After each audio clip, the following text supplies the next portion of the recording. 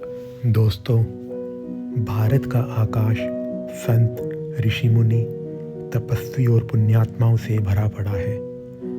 हर युग में मानवता, आध्यात्मिकता और मोक्ष का संदेश देने के लिए संत जन उपस्थित रहे हैं। 20वीं सदी की बात की जाए तो इस काल में भी अनेक संत जन उपस्थित रहे हैं। महर्षि महेश योगी, ओशो रजनीश और योगी हरभजन सिंह जी 20वीं सदी के ही महान संत हैं। महर्षि महेश योगी जी का जन्म जनवरी 1918 में छत्तीसगढ़ के एक छोटे से गांव में हुआ था। उन्होंने इलाहाबाद विश्वविद्यालय से फिजिक्स में स्नातक की डिग्री प्राप्त की थी। पढ़ाई के बाद उन्होंने ज्योतिर्मठ के शंकराचार्य स्वामी ब्रह्मानंद के चरणों में 13 वर्षों तक आध्यात्मिक शिक्षा ली। 1953 में अपने गुरु के निधन के बाद वे हिमालय की कंदराओं में चले गए और उसके बाद में अपने ज्ञान का प्रसार शुरू किया। और ओशो का जन्म 11 दिसंबर 1931 को मध्य प्रदेश के कुचवाड़ा में हुआ था। ओशो ने अपना बचपन अपने नाना नानी के साथ बिताया, जिन्होंने उसे पूर्ण स्वतंत्रता दी।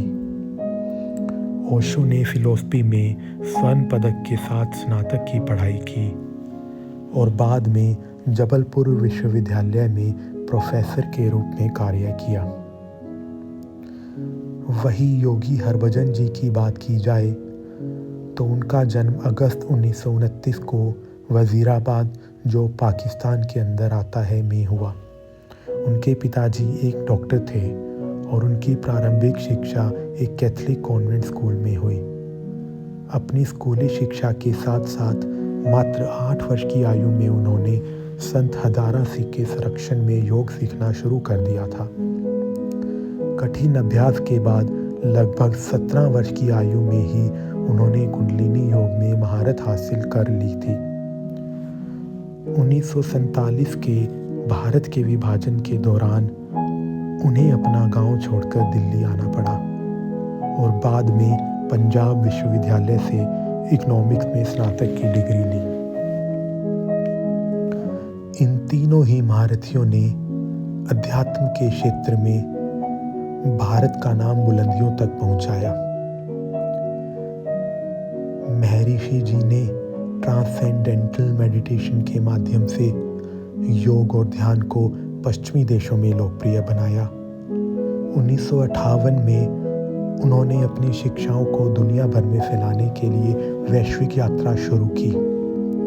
1960 के दशक में वे अंतर्राष्ट्रीय स्तर पर तब बहुत प्रसिद्ध हुए जब प्रसिद्ध रॉक बैंड द बीटल्स उनके अनुयायी बन गए।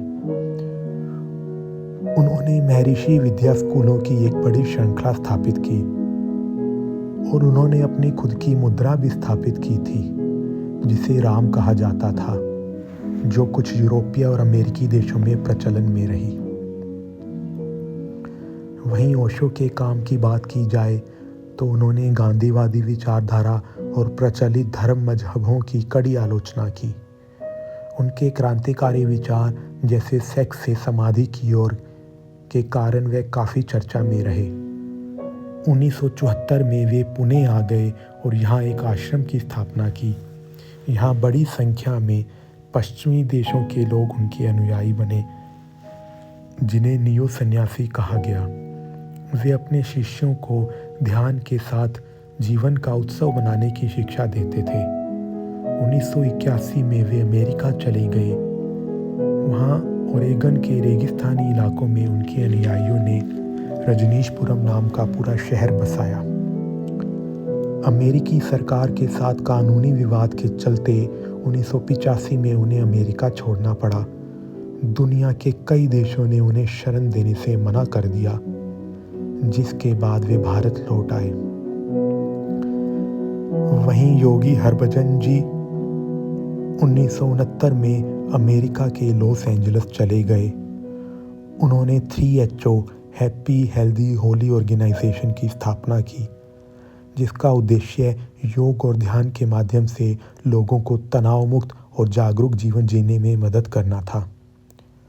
योगी जी ने हजारों पश्चिमी लोगों को सिख धर्म और उनकी जीवन शैली से परिचित कराया और शाकाहार के लिए भी प्रेरित किया। आज ये तीनों ही महारथी शरीर त्याग चुके हैं। 5 फरवरी 2008 को नीदरलैंड में महर्षि जी ने अंतिम श्वास ली। 19 जनवरी 1990 को पुणे में मात्र 58 वर्ष की आयु में ओशो का निधन हो गया। और योगी हरभजन जी 6 अक्टूबर 2004 को न्यू मैक्सिको यूएसए से स्वर्ग सिधार गए। वह लगभग 75 वर्ष जिए। भले ही ये तीनों महानुभाव हमारे बीच नहीं हैं, लेकिन इनके द्वारा दिए उपदेश, ध्यान विधियाँ और यौगिक क्रियाओं से लाखों व हजारों अनुयायी लाभान्वित हो रहे हैं।